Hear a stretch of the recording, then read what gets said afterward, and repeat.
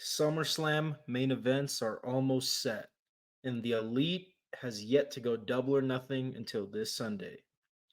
Welcome to the Wrestling is Bullshit report. It's all here, man. We got a really interesting week. Welcome in, guys. Really excited to talk about some of these topics with you guys. You know how we do here. If you don't and it's your first time, welcome in. We're going to start with the results. We got Tony D'Angelo winning the NXT Heritage Cup, which is super interesting. Oh, by the way, if you want to know why I'm wearing these, stick around to the end of the video and you'll find out. And I do promise it's valuable information. This is not a 2016 callback to Becky Lynch. No. For those of you who know, you know. Tony D'Angelo wins the Heritage Cup. It's a really interesting situation. When you think of the NXT Heritage Cup, you don't think of a star like Tony D'Angelo, but nonetheless, I see this as an opportunity for the wrestler to make the championship. Right? Sometimes the championship makes the wrestler. In this case, I think it's the other way around. A charismatic star like Tony D'Angelo has the opportunity to take the NXT Heritage Cup, which has been rather forgettable for the past couple of years. And here, Tony D'Angelo has a chance to make this Heritage Cup memorable through putting the work in, right? It's kind of a sink or swim situation, if you ask me. I think this is a test for Tony D'Angelo. Like, here is our least exciting championship in NXT, the Heritage Cup. Give it to Tony D'Angelo and see if he can make it mean something. Sorry. And I think he has the opportunity to make it mean something here. I think the Heritage Cup is unique. I think it's intriguing. I really enjoyed watching it come into play during the NXT UK days back in the day. Now, of course, it's just NXT. And I think Tony D'Angelo has everything he needs to make this Heritage Cup mean something. And I hope to see him do it, because if he doesn't do it, I don't know if the future looks too bright for him. Maybe not as bright as if he were to do it. I think if he does do it, and there's a good chance that Tony D'Angelo makes this NXT Heritage Cup mean something, then he has a future NXT Championship reign in the books for him, and a successful main roster run as well somewhere down the line. Nonetheless, man, new NXT Heritage Cup champion Tony D'Angelo. Very excited to see how he does with that style of wrestling, because I definitely think it's a chance for him to also step up his game in the technician era and kind of become more of a technical wrestler. I already think he's fantastic, but I definitely think this is one hell of an opportunity he's getting with the NXT Heritage Cup. We also have Christopher Daniels, who was fired from AEW in storyline, of course. This is all part of the Elite and everything that's been going on with them on AEW television. um, I think they're using a guy like Christopher Daniels to tell a story with the Elite, and I think when he comes back, I think it's going to be really interesting. I do think that AEW hasn't used Christopher Daniels that well in the 5 years of their existence, but I think that we're getting ready to use him in this Elite storyline that we will get into later. But yeah, as of right now, Christopher Daniels is fired. I'm excited to see what comes of that for sure. Last but not least, for the results, we have CMLL's Leon defeating Jordon Breaks for the RevPro Undisputed British Cruiserweight Championship, as CMLL and RevPro put on Fantastica Mania in the UK. I believe it was in the UK, if not Mexico. Really cool to see CMLL, the oldest promotion in the world, Lucha Libre promotion of Mexico, kind of reaching out a lot more often over the past couple of years and working with people like New Japan, with people like AEW, and then in this situation with Revolution Pro Wrestling, in my opinion, the UK's best wrestling promotion out there right now. So we did get a title change from their big show this past weekend, and we'll see what comes of that. I can definitely see Jordon Breaks winning that title back eventually, or maybe Neon wants to spend some time in the UK. We'll find out, man. But nonetheless, an interesting title change off an interesting show. Mexico versus British. That's what it's all about, man. It's kind of seeing wrestling flourish outside of even AEW. We got WWE and AEW, and they're the two titans right now. But to see CMLL and RevPro work together and kind of put on this interesting and awesome show, pitting Lucha Libre against British Strong Style, essentially, super cool, man. Super cool. If you missed it, I'm sorry, but that was really fun. That's all we got for the results, man. I think it's about to get a lot more interesting with the news. I think the news and the watch list are going to be the most interesting parts of this episode. So let's get into it. WWE may be moving their PLE days back to Sunday. For a while now, they have been on Saturday, and I've enjoyed watching WWE on Saturday night, or if they're international, we'll go ahead and catch them on Saturday morning here in the US, like we will on the watch list. Watch WWE King and Queen of the Ring on Saturday morning because they're going to be out in Saudi Arabia. Nonetheless, man, it looks like Sunday is going to be the day again. This all comes together because Saturdays are for the UFC, and UFC and WWE are now under the same umbrella. And I think this falls under a situation where they want Saturday night to be a UFC show, and then they want Sunday night to be a WWE show in the same city, somewhere in the far future. They still got their own separate entities and companies to run. But I do think that TKO does want WWE and UFC taking over the same cities during the same weekend in the same location and what have you. So that would require WWE to move their premium live events back to Sunday night, which I also don't mind. It's all good. Nonetheless, an interesting piece of news, something to watch out for in the far future, in my opinion, because they've already got dates for the rest of the premium live events pretty much up until SummerSlam, I believe. So it's not like it's going to happen within the next couple of months. It's going to take some time.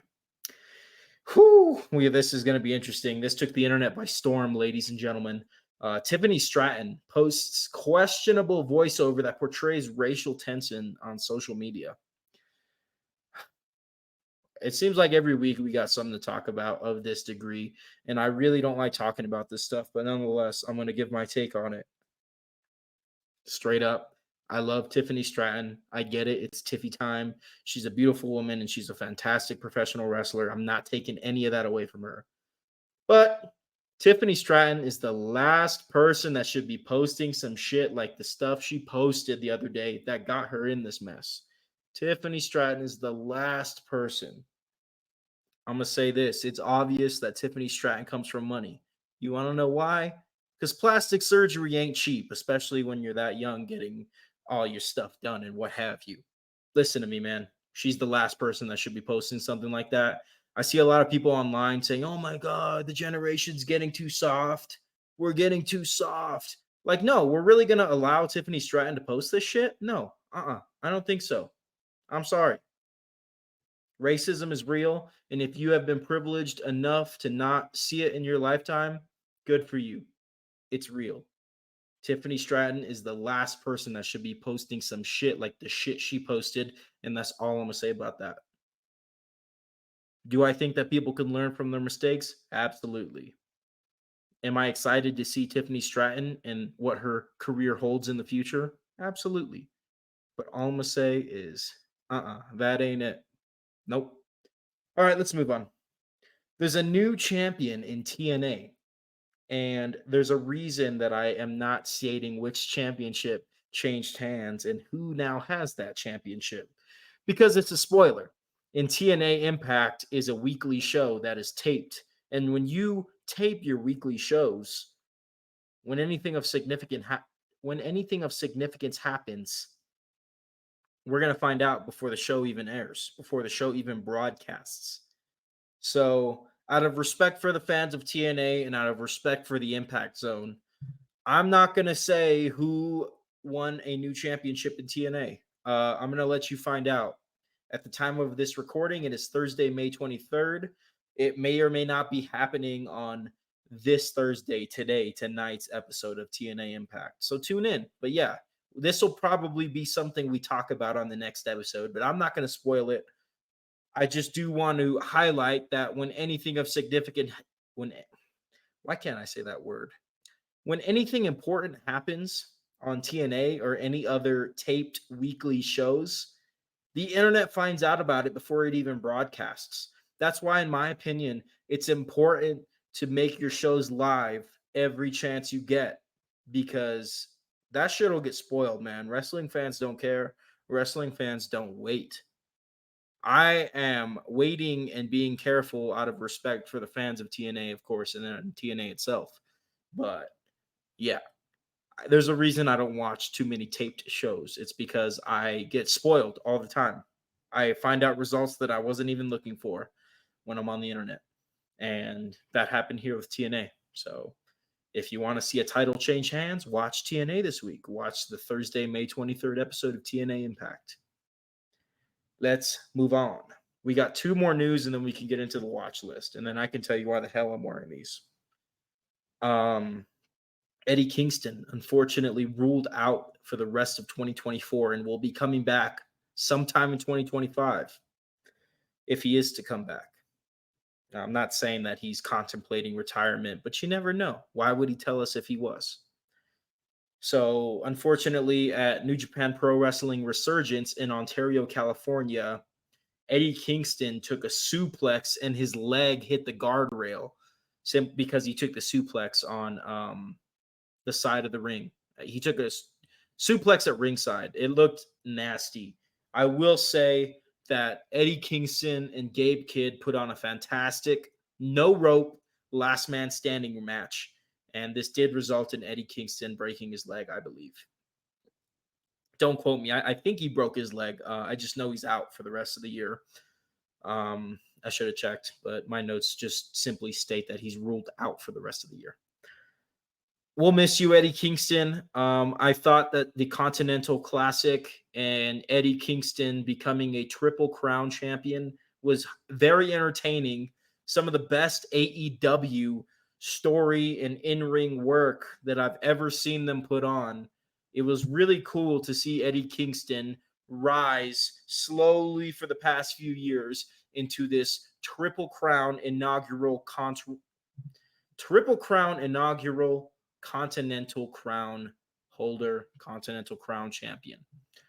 He has slowly lost all three titles in the year of 2024.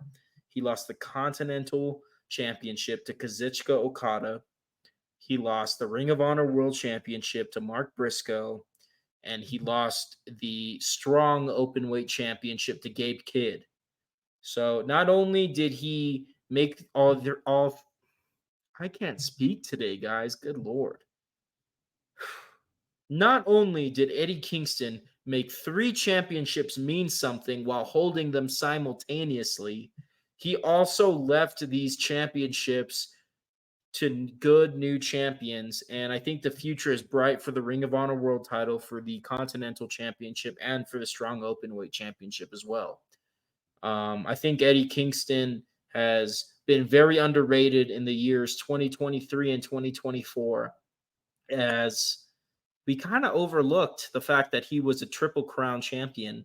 And if you look at where all these titles are now, I think it's super telling as to what kind of champion Eddie Kingston was, because he made these championships mean something and he passed them down to some worthy wrestlers, and each championship is exciting in the world of professional wrestling as we speak.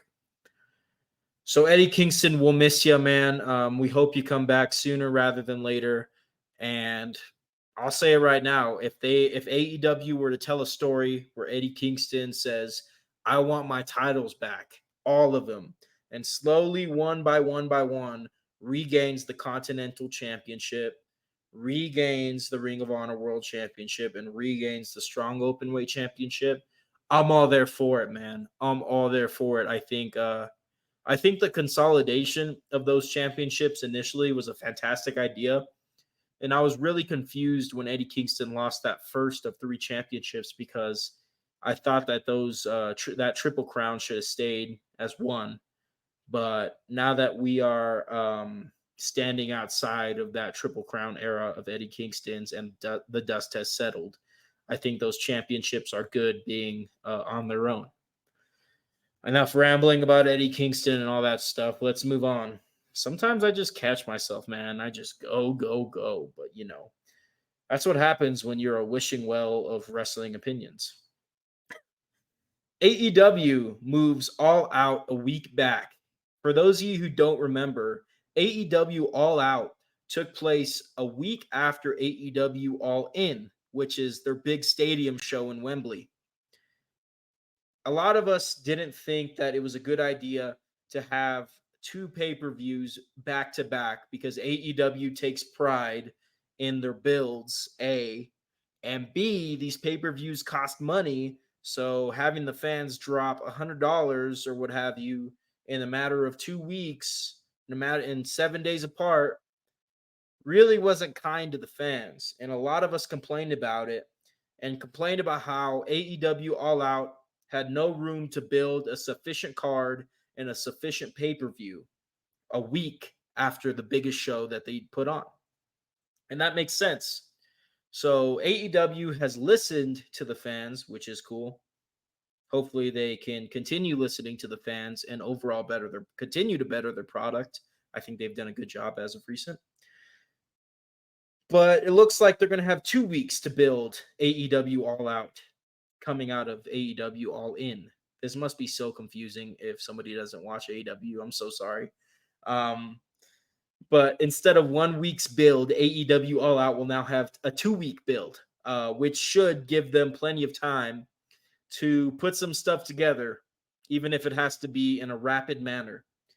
And I'll tell you what, even if 2 weeks isn't enough and you find out the hard way, AEW, what you can always do is in 2025, put a 3-week break in between AEW All In and AEW All Out. Nonetheless, I do have faith that AEW in 2 weeks can, bounce back from All In and start building a fantastic card for All Out. I do think that can happen, and I do have faith that 2 weeks is plenty of time. Really cool to see AEW listen to the fans and give themselves some wiggle room in terms of building up to the all-out pay-per-view later this year. Last but not least, guys, for the news, SummerSlam. This was just announced this morning, and I was going to do this show last night, but I'm so glad that I did this show today because I could talk about this interesting bit of news. It's like things happen for a reason, SummerSlam will be 2 nights in 2026. SummerSlam will be taking place out of Minneapolis in 2026. It's kind of weird because that's so far out. We're in 2024. We don't know where SummerSlam 2025 is going to be, unless I'm mistaken. I don't think we know. But Minneapolis obviously got snubbed because they were supposed to get a WrestleMania, and we found out recently that WrestleMania 2025 is going to be in Las Vegas. So what does WWE do? They give Minneapolis SummerSlam in 2026, and they make it a 2-night event, which is very interesting because normally for history, SummerSlam has only been 1 night, and the only premium live event or special show that WWE has put on for 2 nights in a row has been WrestleMania. So now SummerSlam will join WrestleMania as a 2-night event. We don't know if this is going to be permanent. A lot of people are speculating because what does this mean for the Royal Rumble and Survivor Series? When you sit down and take a second to think about it, the Royal Rumble can absolutely be 2 nights, and so can Survivor Series War Games. Okay, sorry about that. I can't help myself.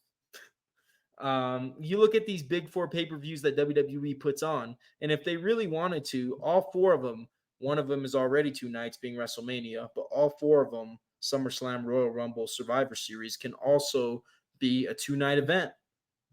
And that's very possibly coming up soon. Here's what I also think can be happening. We also heard news that WWE is seemingly in talks to get WrestleMania to Saudi Arabia. So we know WrestleMania 2025 is going to be in Las Vegas, but maybe WrestleMania 2026 is going to be in Saudi Arabia. And because a lot of United States Americans, as well as other people from other countries, probably won't be going to Saudi Arabia, that's probably why they went ahead and gave SummerSlam 2 nights and put this in Minneapolis, because maybe the people that were going to plan to go to WrestleMania in 2026 are going to go to SummerSlam that year because WrestleMania will be in Saudi Arabia. That's very possible. It might be a one-time event because honestly, the way I see it, the fact that WrestleMania and only WrestleMania is 2 nights is kind of what gives it that spectacle. It's kind of what gives it that pedestal above all other premium live events, including the Big Four. So we can go one of two ways. We can have WrestleMania in Saudi Arabia in 2026, and everybody who planned to go to WrestleMania doesn't end up making it out to Saudi Arabia. Instead, they go to SummerSlam for the 2 night event. Or we start having the Big Four as 2 night events starting in 2026. 2 night Royal Rumble, 2 night WrestleMania. We already have that. 2 night SummerSlam and 2 night Survivor Series.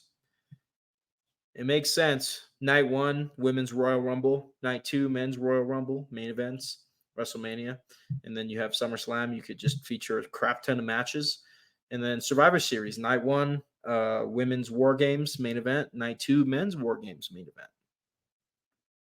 It makes sense, and we'll have to wait and see what happens, but it's very interesting that SummerSlam is getting 2 nights. If I had to guess, I think it's because WrestleMania is going to be in Saudi Arabia, so they want to give the fans over here in the US and what have you an opportunity to go to a big show and spend money and travel. That's probably what it is, guys. But you never know. Maybe they decide that, hey, Big Four pay-per-views, 2 nights from here on out. I wouldn't mind that. I don't know how. We would have to wait and see how that goes. We would really have to wait and see how that goes.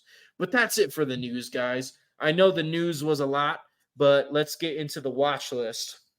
We only have 2 shows for you guys this week, and watch them both. Look at me. Look at me. Look at me. Look at me. Watch them both. On Saturday, we have WWE King and Queen of the Ring. We have the King of the Ring final match, which will be Gunther taking on the winner of Randy Orton or Tama Tonga. That will be on Friday Night SmackDown. We will find out who will be facing Gunther in the King of the Ring final match. And I would say bet the house on Randy Orton. He is literally in the thumbnail. I think it's going to be Gunther versus Orton. Sorry, Tama Tonga. I do like what Tama Tonga has been doing lately. I think the new bloodline has been very interesting, and Tama Tonga has been awesome to watch. But I think this is going to be Orton versus Gunther. Absolutely.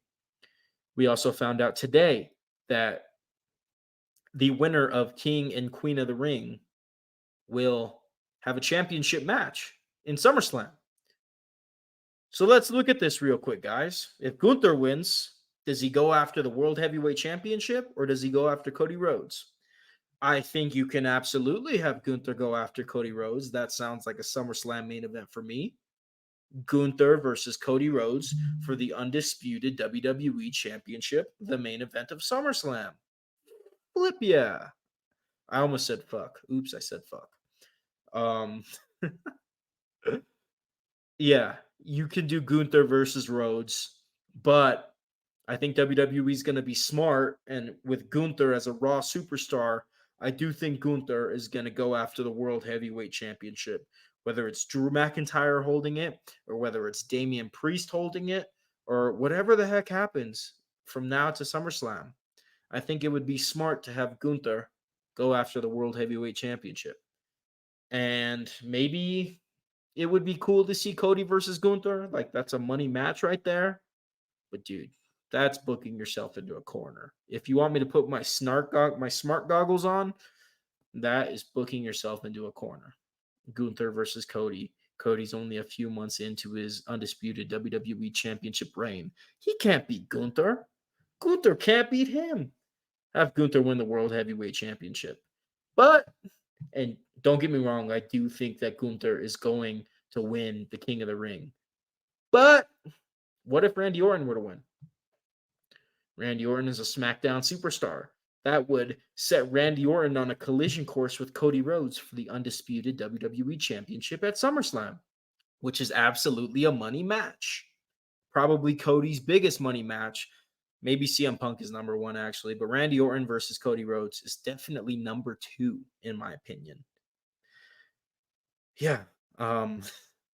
Whoever wins the King of the Ring final will have a championship match at SummerSlam, whether they go for Cody Rhodes, whether they go for the World Heavyweight Championship. But nonetheless, that does make this tournament a lot more interesting. Queen of the Ring. We have Lyra Valkyria. And then we also have to wait until SmackDown to see who she'll be facing in the Queen of the Ring final. Now, will the Queen of the Ring go after the Women's World Championship, or will they go after the WWE Women's Championship?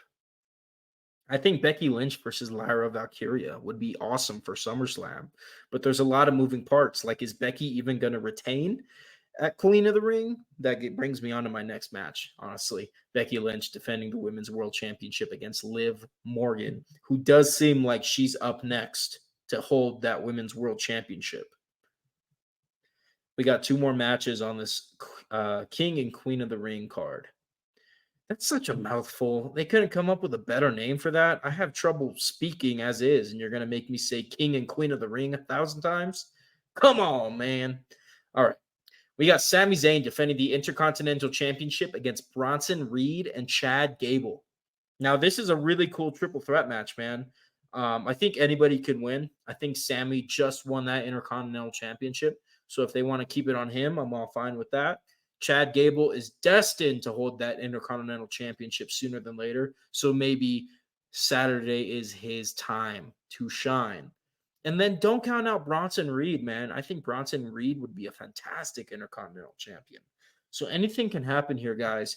Part of me wants to see Chad Gable win this title at King and Queen of the Ring, but another part of me does want to see Sami hold on to that, because I really do want to see Sami Zayn versus main event Jey Uso for that Intercontinental Championship. I think that would be fantastic. I really do. Last but not least, guys, Cody Rhodes defends the undisputed WWE Championship against Logan Paul. What was once a title-for-title match has now become simply a match for the undisputed WWE Championship, which is fine. Honestly, I was really excited when it was Logan Paul putting up his United States Championship and Cody Rhodes, of course, putting up the WWE Championship. I thought those were interesting stakes. But it does make sense for Logan Paul to weasel out of that stipulation because he's Logan Paul, the mega heel. So I can't complain too much, honestly. Cody Rhodes definitely got this in the bag, but I think Logan Paul's fantastic. I think it's going to be a fantastic match and a fantastic showing. What'll be interesting is, will they continue this feud? Will they have Cody go for the U.S. title in match 2, and then maybe in match 3, that'll be title for title? I wouldn't mind seeing Cody Rhodes win the United States Championship. I don't think he's going to unify the U.S. title with the WWE Championship. I don't think that's going to happen, but I do know that Dusty won the U.S. title, and I think it would be cool for Cody to win that belt. And I think the very next episode of SmackDown will see him talking about how much the U.S. title means to him, and then ultimately relinquishing it for LA Knight to go ahead and win. And then we can have a United States Championship tournament. I think that would be interesting, man. I think Cody taking the U.S. title off of Logan Paul keeps Logan Paul strong. If Logan Paul wants to go do boxing or go be in a movie or something, whatever have you, wants to go open some Pokemon cards or some shit, I do think Cody Rhodes defeating Logan Paul keeps Logan Paul strong, and then Cody can relinquish the U.S. title and give some other guys a chance. I think that makes sense. That's an interesting story. I do want to see that. And I did think that is where we were headed until Logan Paul weaseled his way out of defending the U.S. title. But like I said, I can't complain too much about that because it makes sense with the story. Makes sense. It makes sense for the character to do that. All right, guys. So we got King and Queen of the Ring on Saturday. That is 9 a.m. Pacific, 1 p.m. Eastern, if I'm not mistaken. Maybe noon, 12 o'clock Eastern. Sorry about that. If you're on the East Coast, you can watch King and Queen of the Ring at noon. If you're on the West Coast, you can watch it at 9 a.m. So that is one of the 2 shows on the watch list. The second is AEW Double or Nothing. Yes, watch Double or Nothing, even if you don't watch AEW like that. This is going to be a fantastic show. I shit you not. First and foremost, we have Adam Copeland defending the TNT Championship against Malachi Black in a barbed wire steel cage match. Woo! That's fun. That just rolls off the tongue. That's very exciting, man. Adam Copeland, Malachi Black, barbed wire steel cage match for the TNT Championship. Come on now, man. You know that's fun. Tony Storm defends the AEW Women's World Championship against Serena Deeb. Also cool.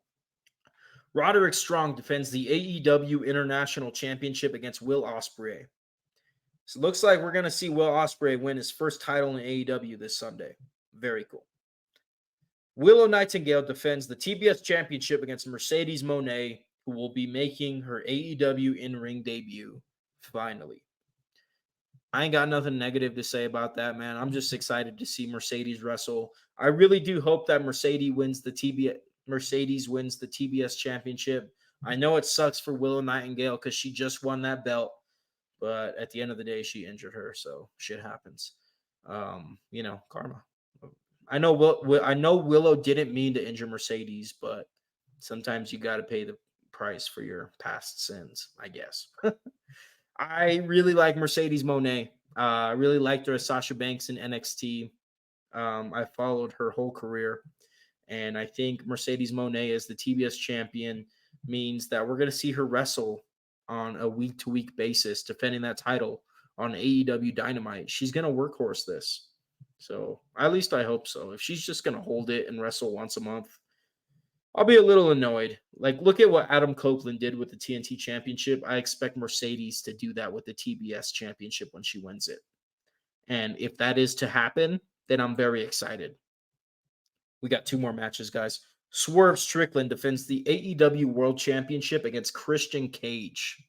Cool. Next, we got FTR, Bryan Danielson, and Darby Allin taking on the Elite in the Anarchy in the Arena match. That is either going to be super freaking awesome or super freaking mid. And honestly, I think that the storyline the Elite has been putting on AEW television has been super freaking awesome. So naturally, I hope that this Anarchy in the Arena match follows suit. To me, like, I know the show is called Double or Nothing, but I think this Anarchy in the Arena match, this is Double or Nothing for the Elite. Either the Elite go into the stratosphere as telling a fantastic story on it. I don't really know where the fuck I was going with that. Either the Elite benefit from this match or people are going to have something negative to say about it. And they just have to make sure that they deliver. They have to deliver on this match. This has to be an interesting match. I think last year's Anarchy in the Arena was not a very good match, in my opinion. It was not that cool. But if they find a way to make this Anarchy in the Arena match memorable, as they have already been doing so with their storyline on AEW television, I think the Elite's going to be in their bag. They just got to deliver on this Anarchy in the Arena match. They got to deliver. And if they don't, I wouldn't check the internet if I was them. They probably don't give a shit anyways. Anyway, guys, that's the watch list. You got a WWE Premium Live event. You got an AEW pay-per-view. That's all you got to worry about this week, guys. That's all you got to worry about. And I would watch both. I would absolutely watch both. Now, let's get into business. Why the hell am I wearing these glasses? Ladies and gentlemen, I spent this past weekend in Las Vegas, and I went to Electric Daisy Carnival, EDC, the second biggest music festival in the world that has a focus on electric dance music. Let me say something, guys. Check out EDC. Go to EDC. They do it once a year, and it's usually in April or May in Las Vegas. It was so much fun, and I could tell that a lot of thought and work went into the fan experience. I've never seen anything like it. Think about the first time you watched wrestling or the first time you went to WrestleMania. That's what EDC feels like.